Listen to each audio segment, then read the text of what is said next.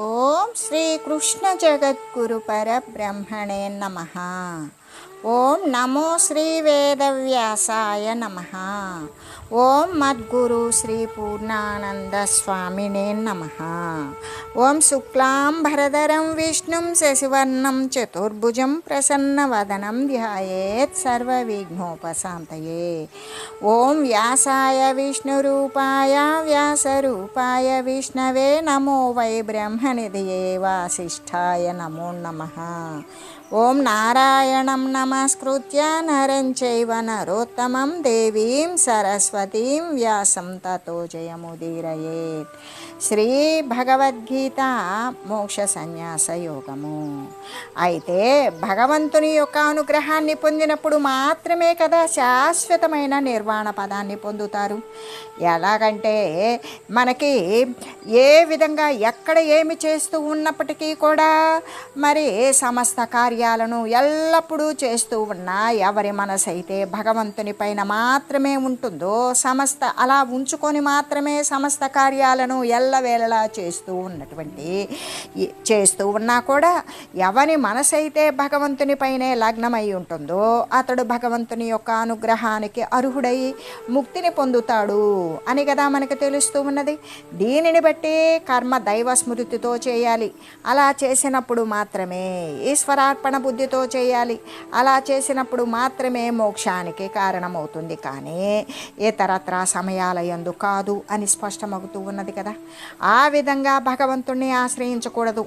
అలా ఆశ్రయించకుండా ఏ విధంగా అంటే ఇతరత్ర భగవంతుణ్ణి ఆశ్రయించకుండా ఫలాలను మాత్రం ఈశ్వరార్పణము కూడా చేయకుండా చేసేటువంటి కోరికతో కూడినటువంటి కర్మల ద్వారా జీవుడు బద్ధుడై ఉంటాడు, మోక్షాన్ని పొందలేకపోతాడు. కాబట్టి కర్మ మార్గము అవలంబించేటువంటి సాధకులైనటువంటి వారు ఈ విషయంలో చక్కగా జాగ్రత్తగా ఉండాలి.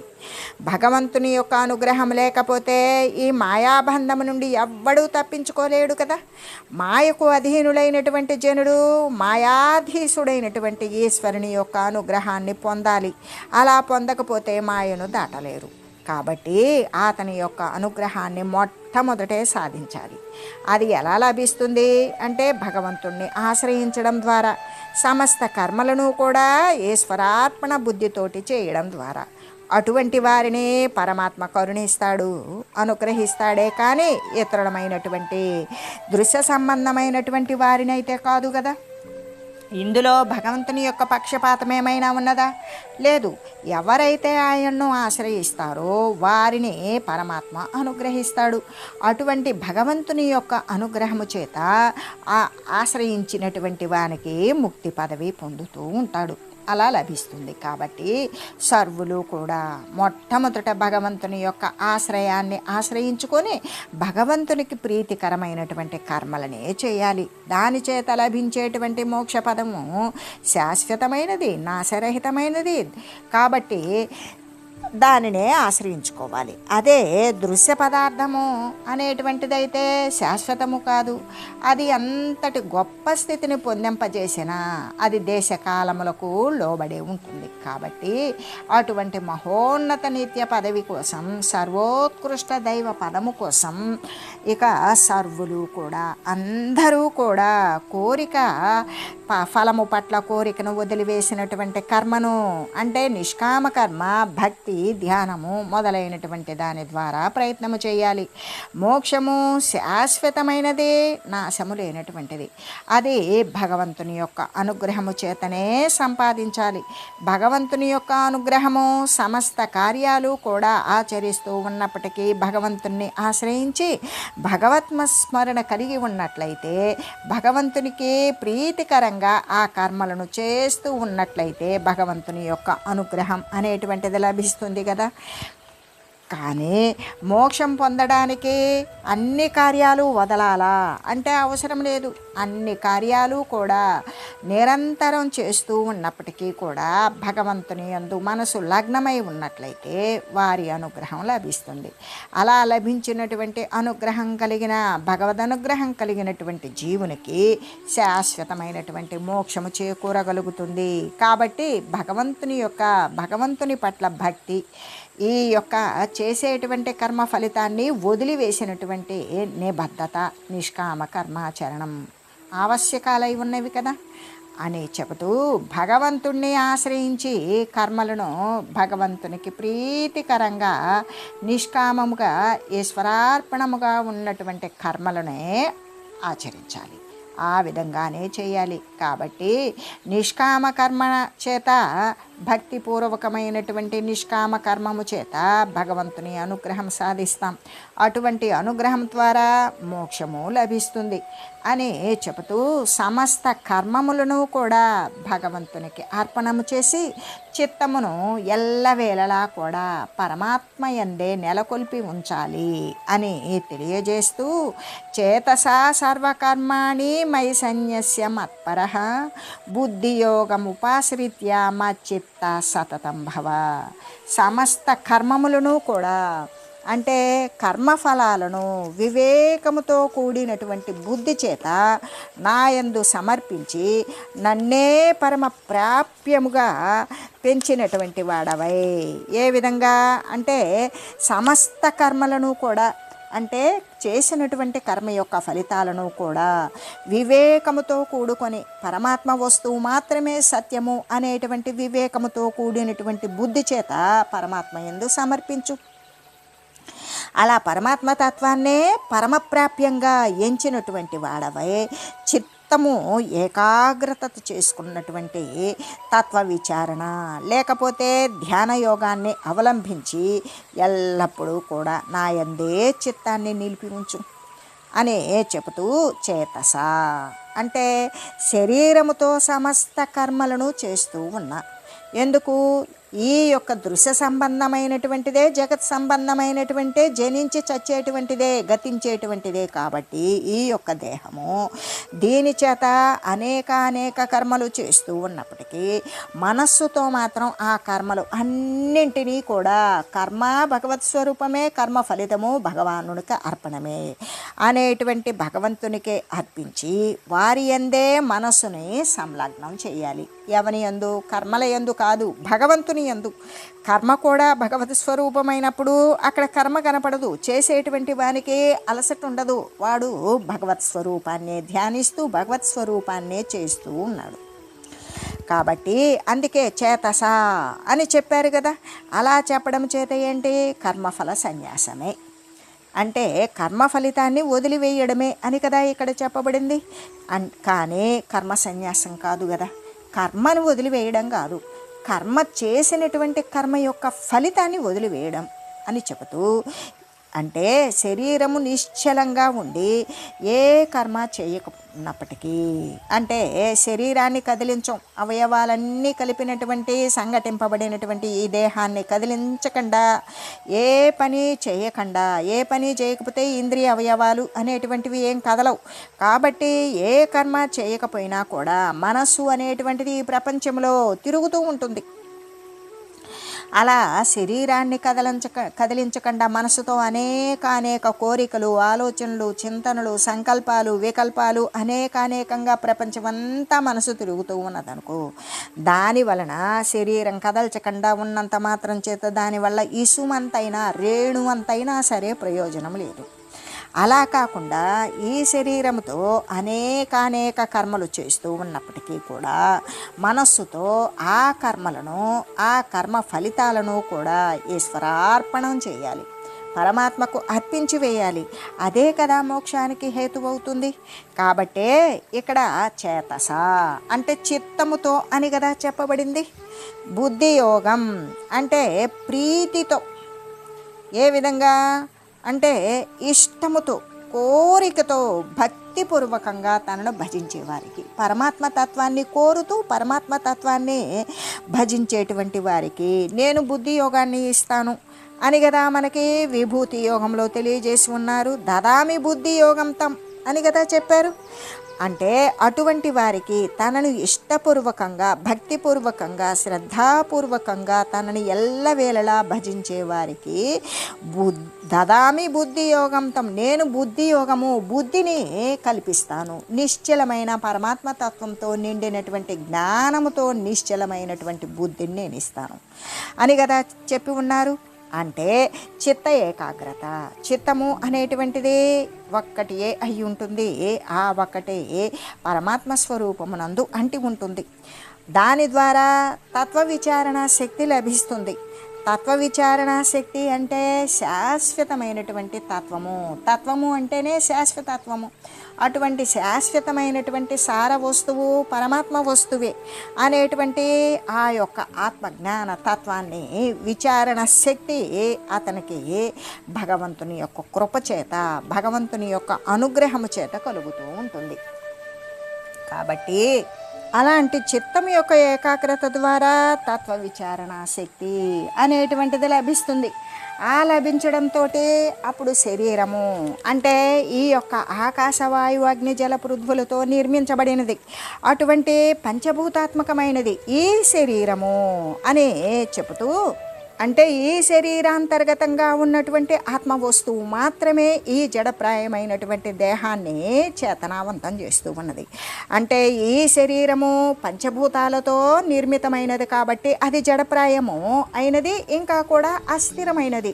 వచ్చింది అంటే పోతుంది, రూపవంతమైనది అంటే రూపం నశిస్తుంది. కాబట్టి ఈ యొక్క దేహాభిమానాన్ని పారద్రోలాలి.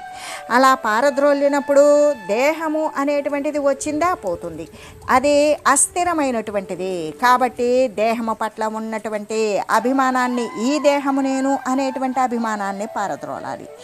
పారదోలినప్పుడు ఇక లోపల ఉన్నటువంటి ఆ నిత్యమైన, శాశ్వతమైన, శుద్ధమైన, బుద్ధమైనటువంటి ఆ యొక్క ఆత్మ అని కదా తలంచాలి అని చెబుతూ, దీనికి నేను ఒక చిన్న ఉదాహరణ తెలియజేస్తాను.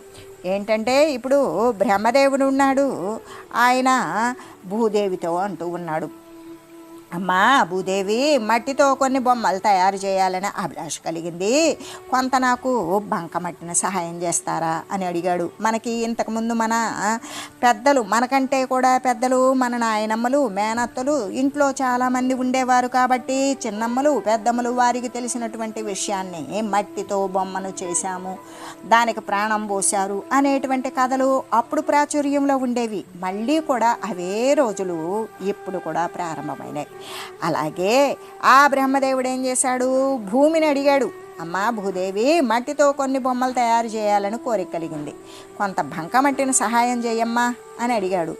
అంటే అప్పుడు భూదేవి అడుగుతోంది, ఎన్ని రకాల బొమ్మలు చేయాలని మీ అభిప్రాయం ఏమిటి అని అడిగింది. అంటే ఆయన అన్నాడు, 84 లక్షల రకాల బొమ్మలు చేయాలమ్మా అని అడిగాడు. అంటే అమ్మో రామ రామ, ఎంత ఓపికండి మీకు, నాకేమీ అభ్యంతరం లేదు, కానీ ఒక చిన్న షరతు, ఆ షరతుని మీరు తప్పనిసరిగా అనుసరించాలి. మనం ఎవరి దగ్గరైనా ఏదైనా సహాయం అడిగినప్పుడు వాళ్ళు మనకి కండిషన్ సప్లై అనే కదా ఇస్తారు. అలాగే ఇక్కడ మనకి ఆ భూదేవి కూడా ఆయనకు కొన్ని నిబంధన ఒకటి పెట్టింది. అదేంటి అంటే, నేను ఇచ్చినటువంటి మట్టి, ఇప్పుడు నువ్వు 84 లక్షల రకాలైనటువంటి బొమ్మల్ని చేయాలి అనుకున్నావు కదా, నేను ఇచ్చినటువంటి ఈ మట్టిని కొంతకాలమైన తర్వాత తిరిగి నేను మళ్ళీ కూడా తీసేసుకుంటాను, వాపసు తీసుకుంటాను. ఎల్లకాలం మట్టి బొమ్మగా ఉండడానికి వీలు లేదు కదా అని చెప్పింది. అప్పుడు బ్రహ్మదేవుడు అంటున్నాడు, అబ్బో మహారాజుగా తీసుకోవచ్చు, ఎటువంటి ఆక్షేపణ లేదు తల్లి, నేను తయారు చేసే ఈ మట్టి బొమ్మ కలకాలం అట్లాగే ఉండాలి అనేటువంటి అభిప్రాయం కూడా నాకు లేదు. ఆ విధంగా ఇద్దరు మాట్లాడుకున్నారు. ఇరువురికి కూడా అంగీకారం కుదిరింది. దానిని అనుసరించి బ్రహ్మదేవుడు చాలా కాలం నుండి కూడా భూదేవి దగ్గర మట్టి అప్పు తీసుకుంటూనే ఉన్నాడు, రకరకాల మట్టి బొమ్మలు తయారు చేస్తూనే ఉన్నాడు. భూదేవి కొంతకాలానికి తన మట్టిని తాను వాపసు తీసుకుంటుంది, ఆ బొమ్మలను తనలో లీనం చేసుకుంటుంది. అలాగా ఒకానొక బొమ్మవకు ఓ జీవుడా, అంటే ఇప్పుడు మనలో ఉన్నటువంటి ప్రాణమని భావించేవారు కొందరైతే పరమాత్మయే శరీరాన్ని ధరించి జీవత్వాన్ని పొందినటువంటి జీవుడు, తన యొక్క తత్వాన్ని, తన స్వరూపాన్ని మరిచినటువంటి వాడు, అజ్ఞానగతుడైనటువంటి వాడు, శరీర ధారణ చేసినటువంటి వాడు జీవుడే కదా. కాబట్టి ఓ జీవుడా, ఈ మట్టితో నిండిపోయినటువంటి శరీరం మీద దేనికయ్యా మమత్వం? రేపో మాపో భూదేవికి దానిని సమర్పించాల్సిందే కదా. ఎందుకు? పంచభూత నిర్మితమైనటువంటిదే దేహం. ఏ మాత్రం ఏది లోబడి కొరబడినా కూడా శరీరం నిలవదు. పంచభూతాల యొక్క సమత్వ స్థితియే శరీరం. ఖాళీ ఉంటేనే ఒక బొమ్మను తయారు చేయగలిగింది. ఆ ఖాళీ నుండి ఉత్పన్నమైనటువంటివే వాయువు, అగ్ని, జల, పృథ్వులు. ఆ యొక్క శ్వాస నిశ్వాసల రూపంలో శరీరం అంతా వాయువు నిండుకొని ఉంటుంది. వేడి లేకపోతే శరీరం చల్లబడిందని తీసి భూమి మీద పడేస్తారు. జలము లేకపోతే వీని యొక్క శరీరానికి తగినటువంటి జలం అనేటువంటిది శరీరంలో ఉంటుంది. అగ్ని లేకపోతే శరీరానికి తగినంత వేడి లేదు అని వేడిని బుట్టిస్తారు. వేడి పూర్తి పోతే కింద పడేస్తారు. అదే జలం లేకపోతే శరీరం నశించిపోతుంది. పృథ్వీ ఆధారం, పార్థివ దేహానికి పృథ్వీ ఆధారం. కాబట్టి ఇలాగా రేపో మాపో పోయేటువంటి మట్టితో నిండిపోయిన శరీరం మీద జీవుడానికి ఎందుకయ్యా ఇంత మమత్వం? భూదేవికి మన చేత అంటే అరువు తీసుకున్నటువంటి మట్టి ద్వారా పార్థివ దేహాలను తయారు చేశాను కదా. ఈ బొమ్మలు కనుక మళ్ళీ ఈ బొమ్మలతో తయారు చేయబడిన బంకమట్టి మళ్ళీ భూదేవికి నేను ఇచ్చేయాలి కదా, సమర్పించాల్సిందే కదా. శాశ్వతమైనటువంటి ఆత్మయేనయ్యా నీ స్వరూపం. ఆ విధంగా నీ స్వరూపాన్ని నువ్వు భావించు, దానినే స్థిరపరచు, దానినే అంటి ఉండు. ఆ విధంగా బంకమట్టితో చేయబడినటువంటి ఈ దేహం మీద మమకారం తగ్గించుకో, పూర్తిగా తొలగించుకో. తగ్గించుకుంటూ అభ్యాసవశం చేత పూర్తిగా తొలగించుకో. ఎందుకు అంటే శరీరము అంటే 5 భూతాల యొక్క మిశ్రితమైనటువంటి రూపం కాబట్టి అది అసలు దానంతటికి అది స్వయం చలనం కలిగినటువంటిది కాదు. దానికి చలనం కలుగుతుంది అంటే సర్వవ్యాపకమైనటువంటి పరమాత్మ యొక్క సన్నిధానము చేత మాత్రమే అది కదలిక కలుగుతుంది. కాబట్టి ఒక రూపాన్ని ఏర్పాటు చేసుకొని వచ్చింది కదా. రూపనామక్రియలతో ఉన్నటువంటివి లేకనే ఉన్నట్లుగా కనబడి లేకుండా పోయేటువంటి తత్వం మాయకున్నది. ఈ మాయా సంబంధమైనటువంటివే దేహాలు, ఉపాధులు, ఈ జగత్ సంబంధం కూడా. కాబట్టి అస్థిరమైనది, అస్ఫిరమైనది, నేడు కనపడవచ్చు, రేపు కనబడకపోవచ్చు. కాబట్టి ఇటువంటి దేహము పట్ల ఉన్నటువంటి కోరికను, అభిమానాన్ని కూడా వదిలివేయు. తాను అసలు ఎటువంటి వాడు? నీవు నిత్య శుద్ధ బుద్ధ ఆత్మ అని కదా తలంచుకోవాలి. అలా తలంచుకున్నప్పుడు మాత్రమే చిత్తంలో ఏకాగ్రత, దాని ద్వారా శాశ్వత తత్వం నందు విచారించేటువంటి శక్తి, ఆ శక్తిని కూడా భగవంతుని యొక్క కృపచేతనే కలుగుతుంది. ఎల్లవేళలా కూడా నీవు భగవంతుణ్ణి నమ్మావా, భజించావా, కీర్తించావా, అనుగ్రహాని కోసం పాటుపడ్డావా, అప్పుడు భగవంతుని యొక్క అనుగ్రహం ద్వారా, ఆ భగవంతుని యొక్క కృప ద్వారా నీ యొక్క తత్వాన్ని నీవు విచారించుకునేటువంటి శక్తి భగవానుడే కల్పిస్తాడు. కాబట్టి నీవు భగవద్భక్తిని లెస్సగా ఆశ్రయించు. ఎల్లవేళలా నిద్ర లేచినది మొదలు నిద్రపోయేటంత వరకు కూడా నిరంతరము చిత్తాన్ని పరమాత్మ యందే నెలకొల్పు, నిలిపి ఉంచేటట్టు చూడు, అక్కడే స్థిరపడు అని చెప్పడం. నిద్ర లేచినది మొదలు నిద్రపోయేటంత వరకు పరమాత్మ తత్వాన్నే భజించేటప్పుడు నిద్ర యందు కూడా పరమాత్మ యందే లీనమై ఉంటాడు అని చెప్పడం కదా. అందుకే సతతం అంటే ఎల్లవేళలా ఈ విధంగా అని చెప్పడం చేత ఏ కాలమందు కూడా దైవాన్ని మరవకూడదు. దైవం యొక్క విస్మృతి, దైవం యొక్క స్మృతి లేకుండా ఉండాలి. ఆ విధంగా దైవం యొక్క మరుపు రాకుండా నిరంతరము కూడా చిత్తము ఆత్మయందే ఉండేలాగా. ఏ విధంగా? ఆత్మ అంటే దైవస్వరూపమే కదా. తన యొక్క స్వస్వరూపమైనటువంటి పరమాత్మ స్వరూపం తను తానే అని తెలిసినా తెలియకపోయినా పరమాత్మ యందే లీనమై ఉన్నప్పుడు అదే తన స్వరూపం అనేటువంటిది గుర్తెరగడం అనేటువంటి తత్వ విచారణ శక్తి పరమాత్మే కల్పిస్తాడు. ఆ విధంగా దైవ విస్మృతి అనేది కలగనీయకుండా నిరంతరము కూడా చిత్తము ఆ దైవాత్మ స్వరూపమైనటువంటి దాని యందే ఉండేలాగా ప్రయత్నించవలసి ఉన్నది కదా. ఎలాగంటే మాయ జీవుణ్ణి పడగొట్టడానికి ఎప్పుడూ కాచుకొని తిరుగుతూ ఉంటుంది. అతడు ఏమాత్రం ఒకంత అజాగ్రత్తగా ఉన్నా కూడా అది అతని యందు ఆవరించి వేస్తుంది. ఎలా? ఇప్పుడు మనకెవడన్నా అప్పిస్తాడు, అప్పిచ్చేటువంటి వాడు అసలు ఇస్తానంటే తీసుకోడు. ఏం తీసుకుంటాడు? వడ్డీయే తీసుకుంటాడు. ఎందుకు? అసలు ఇచ్చేస్తే మళ్ళీ వానికి అదొక సమస్య. వడ్డీ అంటే నెలన అసలుగానే ఉండిపోతుంది. వడ్డీ మాత్రం ప్రతి నెల కూడా లేదా సంవత్సరానికి ఎంత చొప్పున వాడు వడ్డీ వసూలు చేసుకుంటూ ఉంటాడు. వాడు ఏ విధంగా ఉంటాడు అంటే వాని వెనకాలే చుట్టూ తిరుగుతూ ఉంటాడు. అదే మాస చివరాంతంలో కానీ మాసం మొదటి రోజు కానీ అంటే ఆ యొక్క మంత్ ఎండింగ్లో కానీ లేదా మంత్ ఫస్ట్ డేట్ను కానీ వచ్చేస్తాడు, ఆ వడ్డీ వసూలు చేసుకుంటాడు.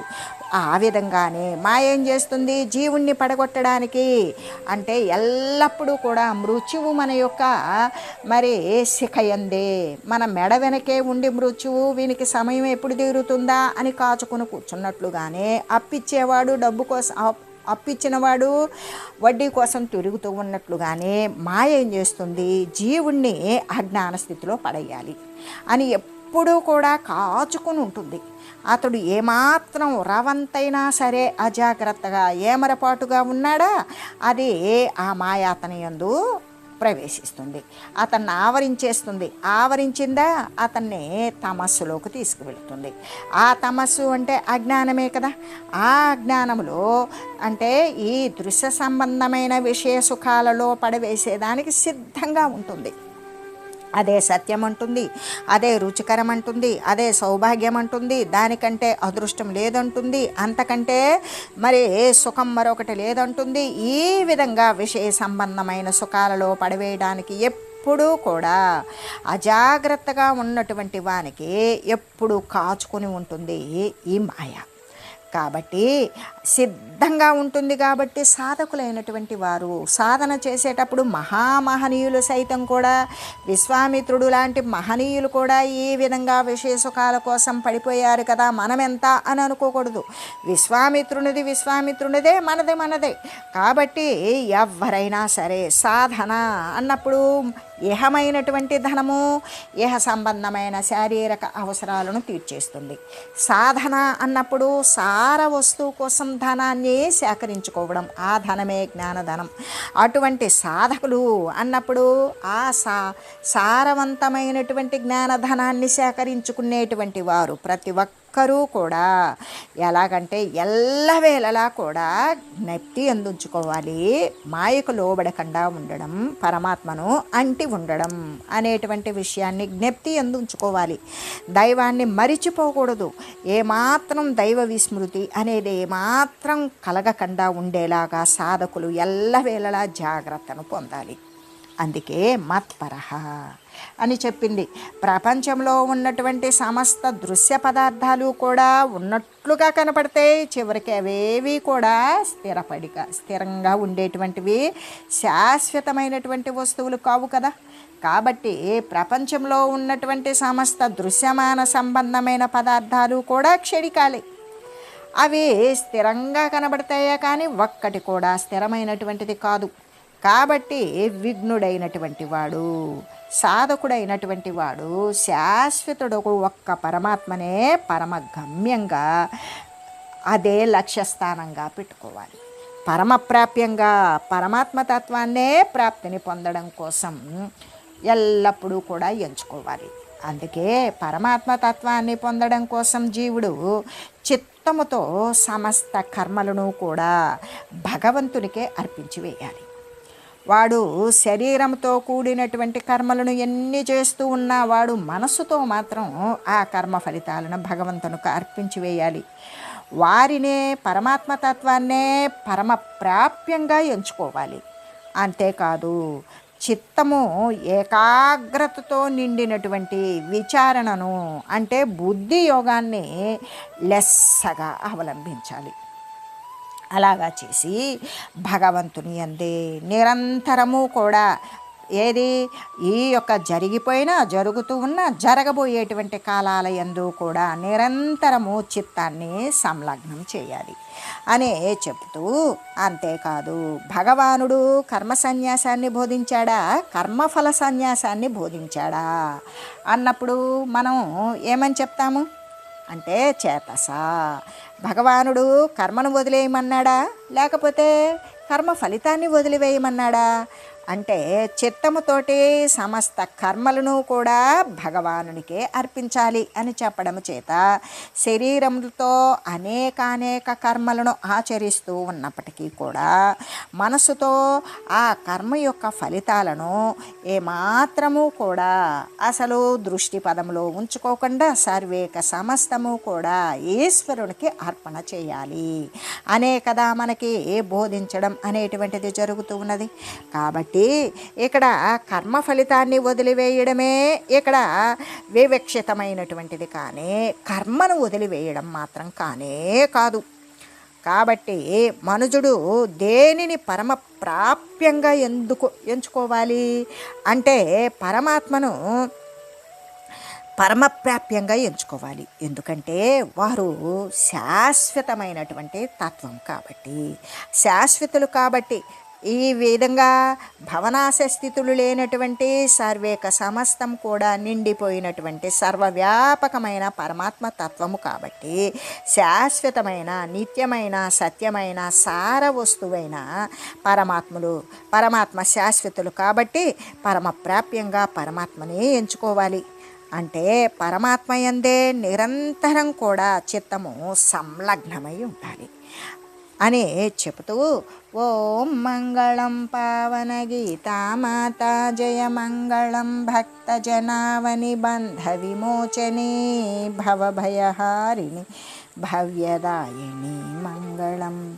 ఓం మంగళం శ్రీ కురుక్షేత్ర రణక్షోణి విహారిణే పార్థసారథి రూపాయ గీతాచార్యాయ మంగళం.